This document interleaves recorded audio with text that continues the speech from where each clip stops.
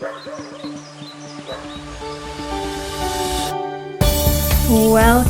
to the Dive Heart First podcast, where we clear out what has been troubling in the mind so that we can dive into the intelligence of the heart. I'm your host, Jenn Walker, and today we are talking about awesome apologies. So how to give an absolutely awesome apology. And this episode has been inspired by someone over on my YouTube channel. So if you're not already over there and subscribed to YouTube, I love what's happening there. There's a small little community there that is really putting in these beautiful reflections and questions, and I just adore it. So if you're not already watching on YouTube and you want to come over and join the conversation, I would love to hear from you as well. So essentially, this person commented on one of the videos that I posted about Ho'oponopono, the forgiveness practice. And he asked a fantastic question. And the question was, how do I phrase a message to clarify, apologize, and to get closure? And my short answer is, I wouldn't. And what I mean by that is if we're really talking about phrasing a message, so a message via text or email, I wouldn't. Real healing and a heartfelt apology happens in person, face to face. And if that's not available, next best thing would be over a phone call. So getting away from the screens and getting right in front of the person so that you can really be in connection and in response to that conversation, I think is truly essential for awesome apologies. So if anything, I would message the person, hey, I'd like to apologize. So you can frame it up. Hey, I'd like to apologize for X, Y, and Z. Would you be open to meeting with me? Then the ball is in their court, because the truth is they might not be interested in that conversation with you. And that's perfect and that's fine. Also, that connection and conversation with you might bring them more hurt or harm.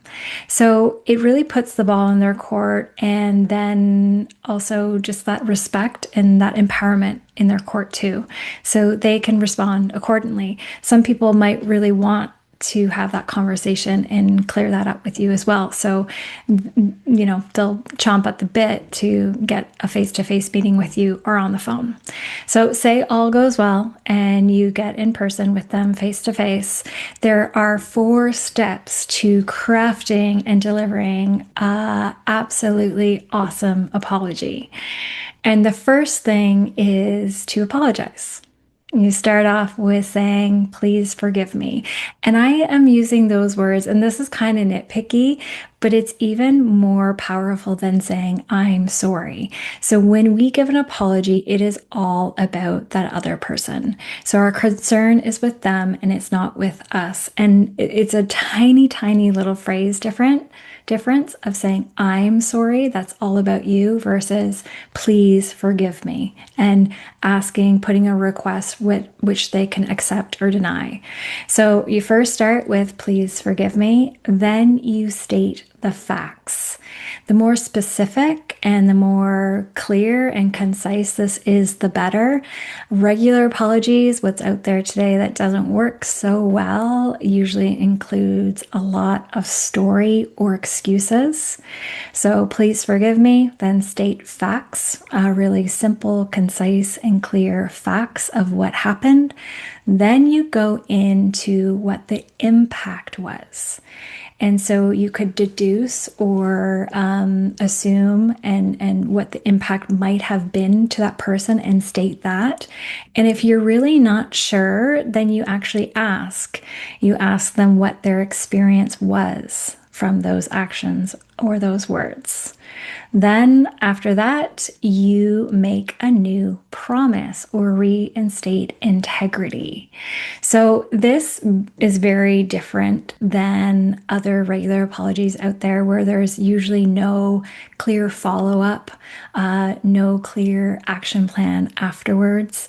It is all about the other person. And at the end of the day, when we study any sort of conflict or disagreement, it doesn't matter that people don't agree on things. Where everything dissolves is when another person is fully seen and heard. So we can have absolutely polar opposite viewpoints on something, and that's not the conflict. The conflict is when people are or believe they are not being fully heard, witnessed, experienced, and listened to. So that's it. A little example of how this could go is, say you've done something, said something, done something that you're not proud of. And after reflection, you would have loved to have done that differently.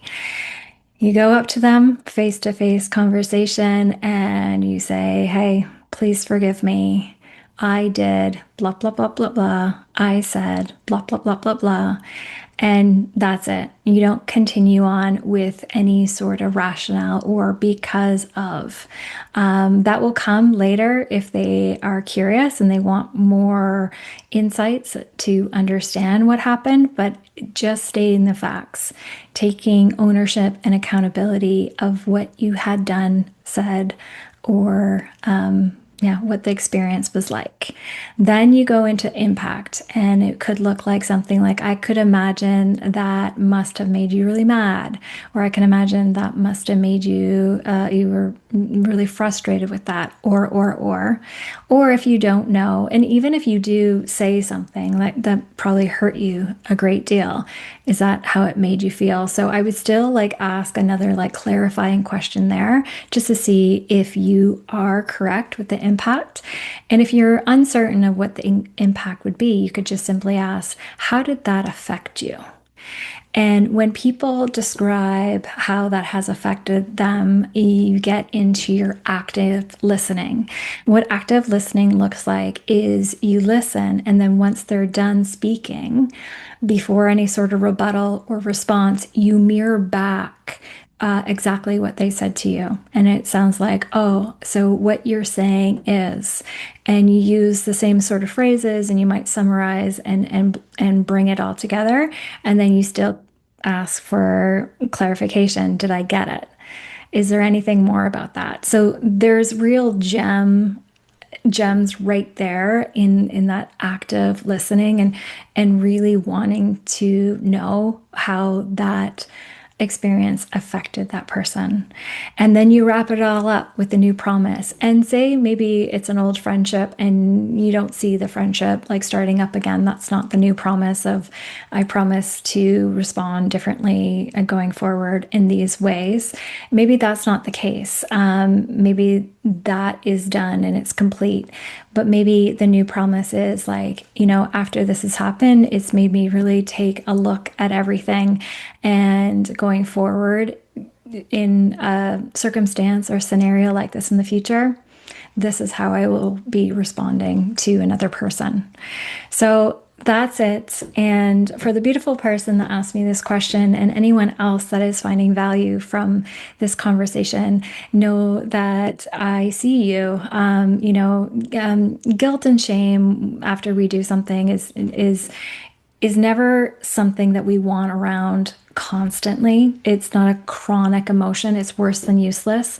But a little zap of it, if we get like a little guilt, or like, oh, I don't like how I feel about this, just shows that you have a huge heart and you care about other people.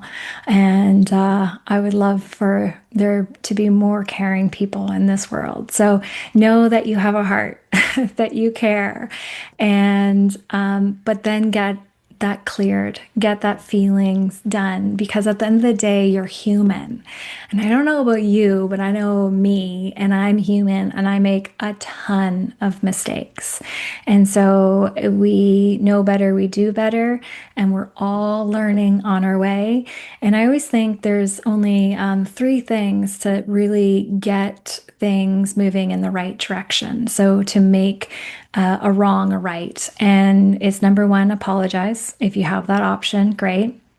Number two, take accountability, maybe towards that person, but maybe there's other people around there where there were different lies and things that you have told because you had shame or guilt around it.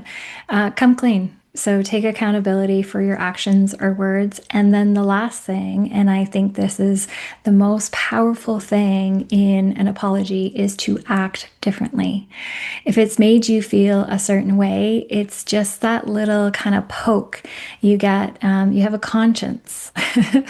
It's like that little hot cold game, I like to call it, where you get a little poke of like, that's not who I'm interested in being, or that's not aligned with my values, or. So you're interested in a heightened standard, morals, ethics, and I love it. So act differently. It's calling you up to a new level that you're interested in playing at.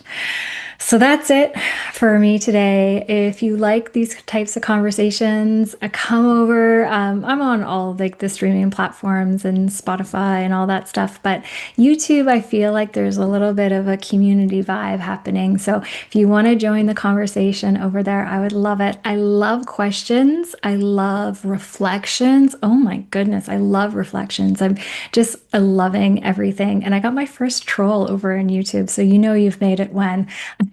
No, but I love it all. I absolutely love it all. So come join me over at YouTube if that sounds like fun. And until next time, thank you so much for spending part of your day here with me.